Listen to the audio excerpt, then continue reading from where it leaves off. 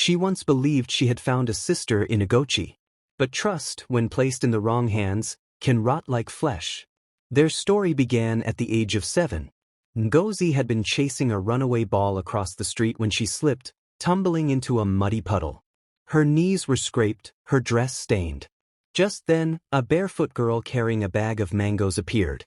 She stretched out a hand and said with a mischievous grin, "Your leg is bleeding, but at least it didn't hit your face. That's your best feature." Ngozi laughed despite her pain, and so did the strange girl.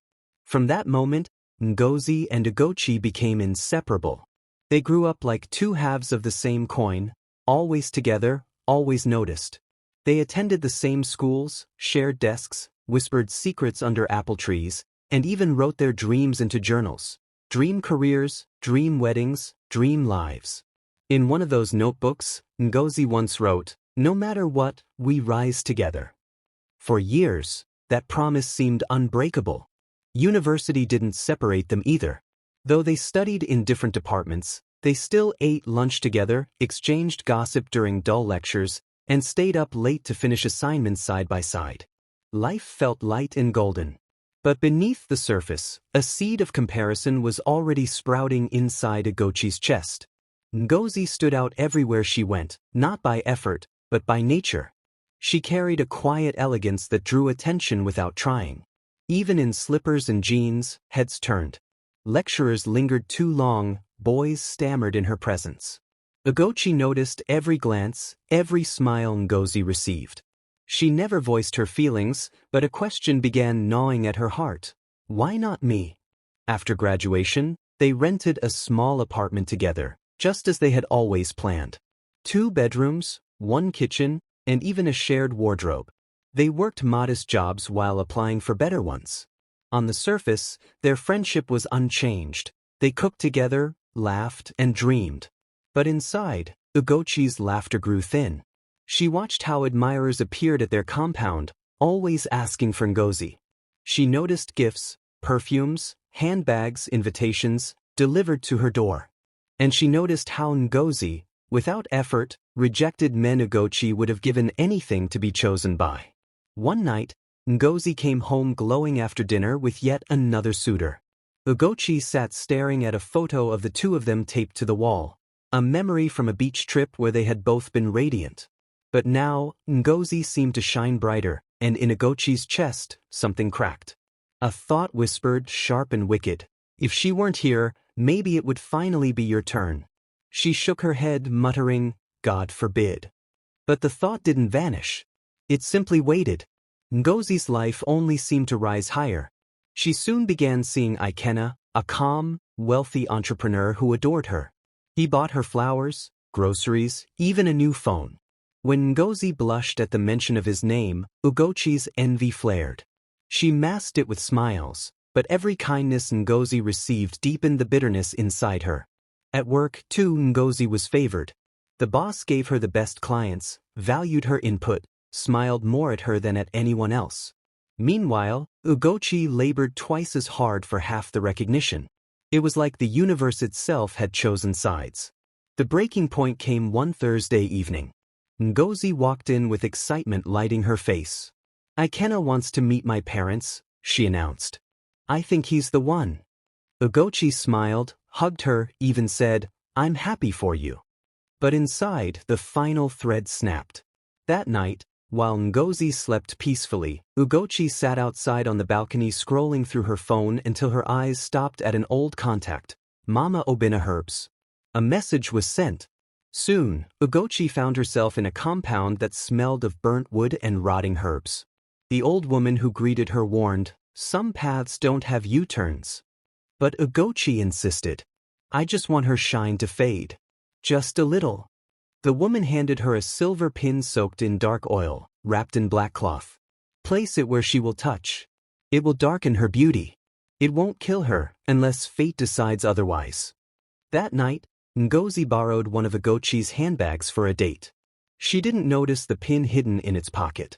The next day, during lunch with Ikenna, she reached inside the bag for her lip gloss and felt a sharp prick. She brushed it off as nothing. But by nightfall, her finger was swollen. By morning her entire hand was inflamed, dark, and heavy like stone. Hospitals failed to explain it. No infection, no injury, no cure. Ngozi's graceful fingers, once admired, had turned grotesque. Ikenna tried to be supportive, but his discomfort showed. Ngozi felt herself slipping, not just in beauty, but in dignity. And Ugochi, sitting by her side with false concern, felt a wicked satisfaction bloom. But Ngozi's spirit was not abandoned. A strange old woman appeared one evening outside the hospital, telling her, "Doctors cannot treat what they don't understand. Go here before sunset. Tell no one, not even the one who shares your roof." Desperate, Ngozi followed the directions to a hidden shrine. There, a bald man with pale eyes examined her hand. "It is not sickness," he said. "It is a curse delivered through something you touched. From someone close, someone who wanted your name forgotten." He performed a ritual, and when Ngozi awoke, her hand was restored, flawless as before. But her innocence was gone. She returned home silent, cautious, and alert. She cooked her own food, locked her door at night, and trusted no one, especially not Ugochi. Ugochi noticed the sudden change. She also noticed something more devastating. Ngozi was healed, glowing again, and Ikenna had returned to her side. Desperation turned into fury. Late one night, Ugochi contacted a darker source, arranging something final, a permanent solution. A few days later, Ngozi received a message supposedly from Ikenna, asking her to meet him behind the old community hall. When she arrived, two men appeared. But fate intervened. One recognized her as the woman who once paid his wife's hospital bills. He refused to harm her. Both men revealed the truth. "It was your friend who sent us. She said you'd take everything from her." Ngozi walked home with a steady heart, ready for truth. She confronted Ugochi directly. The lies cracked quickly, and the envy spilled out like venom. "Why does the world hand everything to you? Every man, every job, every blessing. Even sickness couldn't hold you down. You heal, and I am left invisible. I didn't want you dead, I just wanted you erased." Before Ugochi could say more, police officers stormed the apartment.